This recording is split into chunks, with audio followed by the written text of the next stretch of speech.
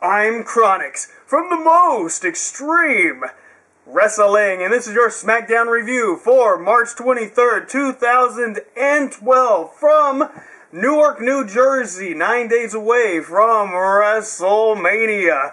Awesome. Daniel Bryan with AJ comes down to the ring. AJ is in her ring gear.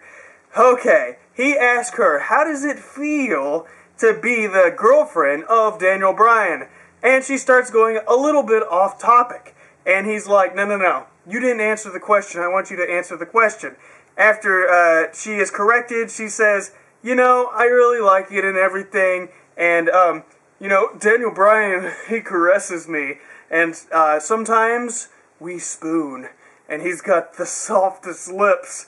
And then she calls him Danny. And he's like, no. Woman, my name is Daniel Bryan, and, you know, she says that he is brave, courageous, generous, and she feels very safe being Daniel Bryan's girlfriend and everything. And then he wants her to say one other thing that he whispers in her ear. She doesn't really want to say it, but she goes ahead and says it. And I'm thinking, oh no, this is going to be bad, it's going to be dirty. So she says that he is a great lover. Oh my God, they said something sexual. The Attitude Era has just re-begun. Calm yourself. But I did like this. I thought, okay, this whole segment. You know, I've been kind of like, I don't know about the whole abused girlfriend angle. I'm kind of on the fence about it. But you know what? I was on the edge of my seat the entire time just wondering what else she was going to say about Daniel Bryan in their personal life, you know, storyline-wise and everything. So, you know what? They're not really going too far. Until Daniel Bryan starts smacking her around, I think I can be okay with it. You know, they're kind of like going across the line, but I mean, you got to kind of be a little bit controversial without being over the edge, and they're not going over the edge, they're just kind of, you know, doing this angle that is a little bit sensitive, so it's okay with me. So is this segment over? Yes! Yes! Oh, no, it's actually not, because Sheamus comes out, and, of course, he calls him Danny Boy, and, of course, the crowd like sheep. They all start chanting Danny, which I thought was funny, and I like that, so I'm not going to say that they were stupid or anything, because I like that. But, he gets them to chant that Sheamus is going to win at WrestleMania, and, dude, we are out. We are going to the very first match of the night. We go from one of the whitest dudes of all time, Sheamus, to some of WWE's darkest dudes, R-Truth and Mark Henry.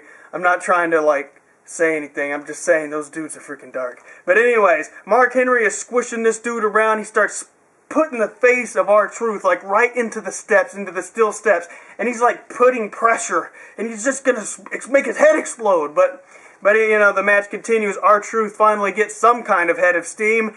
And he jumps off of the top turnbuckle. And he's just gonna take out he's gonna take out Mark Henry. What am I thinking? He's going to take out Mark Henry. Mark Henry catches him, World's Strongest Slam, and boom, you're done, son, because Mark Henry goes away with the win. We have a video package of Yokozuna going into the Hall of Fame, and I say, hooray. We even get to see Rikishi himself mention something about that, so I thought that was nice, but obviously this thing was recorded back in the day because it was not widescreen, because this video, widescreen. That video, not widescreen. So it was old school stuff, back in the day type stuff, being, whatever that's called. The aspect ratio was not widescreen. I couldn't think of the name. Anyway, it's not important. But we get a replay of Zack Ryder. He's doing, you know, the whole, I want to get in Team Teddy Long. He was having his rally, which I guess was on Monday night or something. There wasn't that many people there. He got everybody to chant, we want Ryder, he wants to go to WrestleMania. It was a nice little thing. So as we go into Team Teddy, they are admiring the little demonstration by Zack Ryder. But Zack Ryder comes in there and he's like, well, you know what, Zack Ryder, that really wasn't impressive enough. So he brings in Hornswoggle with a flag with Teddy Long's head on it, and it says Team Teddy. Team Teddy Long. Anyways, that is also not impressive enough to Team Teddy, who happens to be in there. You know, you got like the U.S. champion and maybe Kofi Kingston, I don't know, a couple of those guys from the team. That's not impressive enough. So, he brings in the Great Khali. The Great Khali in full Zack Ryder gear, and he says, whoa, whoa, whoa. And apparently, that, my friends, was impressive enough, so I guess all these guys are now in Team Teddy Long. Okay. But anyways, AJ versus Brie, because Bella did not get the job done last week, and now they're going to have a match with the other one. Okay, the crowd has so much sympathy for AJ. I love AJ. She's so good, man. She's tiny, but hey, it's a look. Big guys can have a look like Mark Henry and the Funkasaurus. You can have a look with being a tiny chick. I think it works. And for her, she's got a great little ring outfit, and man, she is smoking hot. Whew! Anyways, AJ's going for the submission. Remember that Daniel Bryan told her last week that he's getting, listen to everything that I say, AJ, and you will go far. So apparently she's been looking good because she's doing submission holds. Almost looked like a Lavelle lock. I couldn't really tell. It looked almost like an arm bar. But anyways, there's some sort of distraction with the other Bella twin, whatever her name is. Bella? Yeah. Brie? Well, I don't know what her name is. Anyways, the other Bella twin, I completely blanked out. She goes for the distraction, but this does not even work, as AJ rolls up. And the win for AJ. Hooray, hooray, everyone is happy. The Bellas get on the microphone, and they say that they are split because one of them wants Team Teddy Long, and the other one wants John Laryngitis to win. They've been doing this kind of thing on WWE.com where one of them likes one football team, the other one likes the other football team, but they haven't really done it on television. Now they're doing it on television. And you know what? The crowd really liked it. I was really surprised. And whatever diva this one was talking anyways, she gets on the microphone and she sounds like a smoker.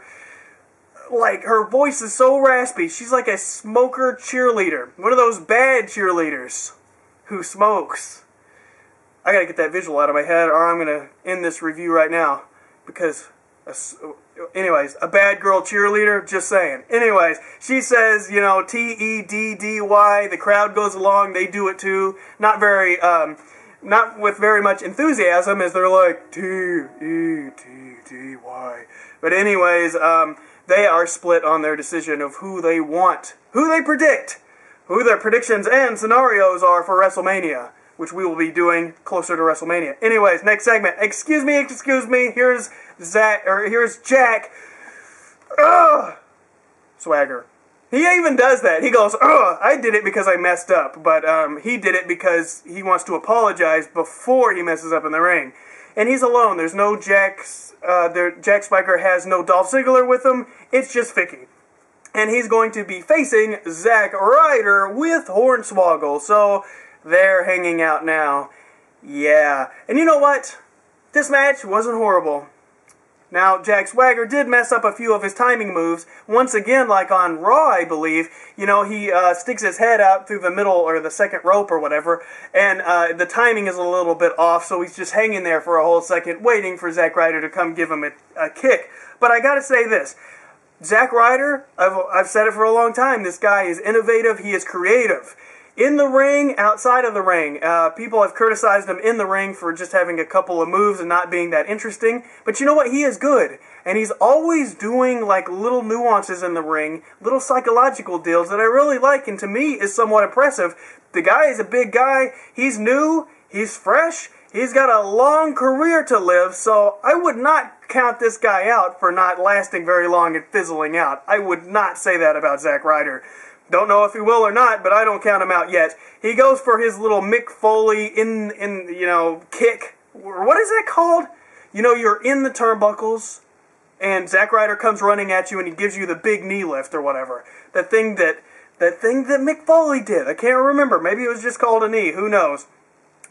Probably somebody watching this video. I always forget move names, but not as bad as Booker T. Come on now. Vicky starts getting chased by Hornswoggle, because apparently she's afraid of Hornswoggle for some reason that I am completely unaware of. Maybe it was something when she was the general manager. She had a fear of Hornswoggle. I don't know. But she's a heel, so whatever.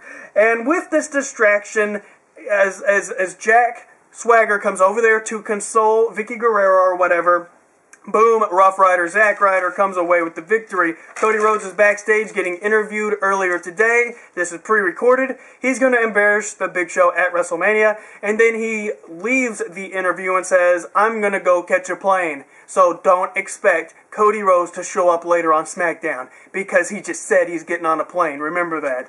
Alright, so it's the Big Show versus Kane. This match was exactly like every single Big Show Kane match, to a T. I mean, everything about it was just like every other Big Show Kane match I've ever seen in my entire life. And, Cody Rhodes runs down. I thought he was getting on a plane. He lied to us.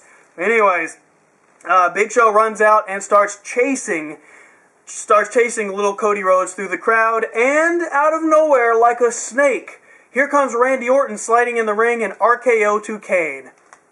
There was no victor in this match, no winner, no bells, no nothing. Okay, so the Funkasaurus against Heath Slater, and probably what was the longest Funkasaurus match of all time, coming in at 1 minute and 24 seconds.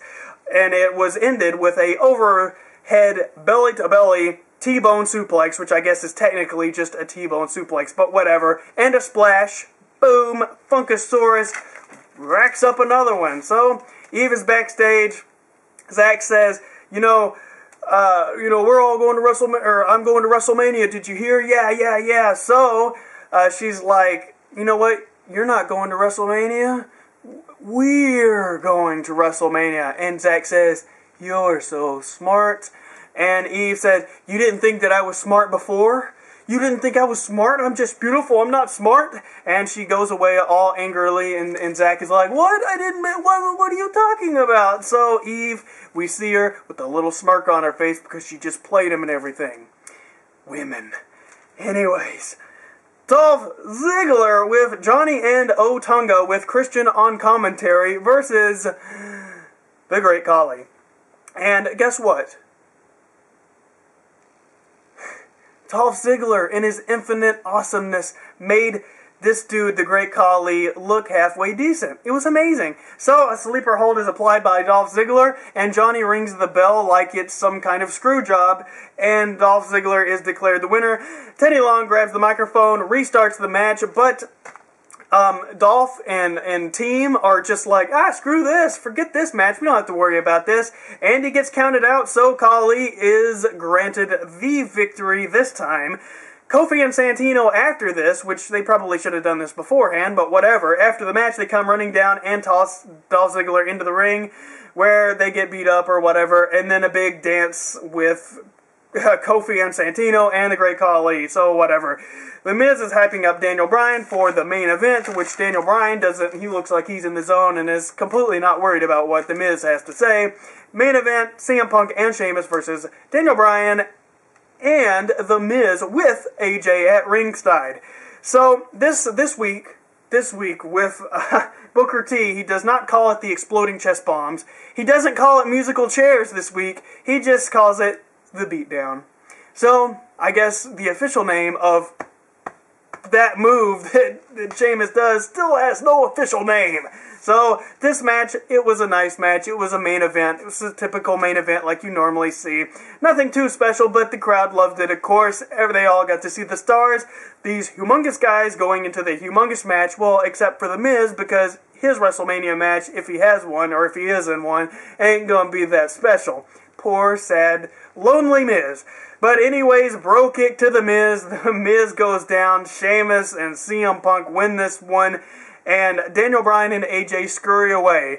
That was the end of WrestleMania. Or, the end of WrestleMania. Oh my god. That was the end of Smackdown. I totally botched that. I am so sorry. WrestleMania is coming up very, very, very soon. And I'm super excited.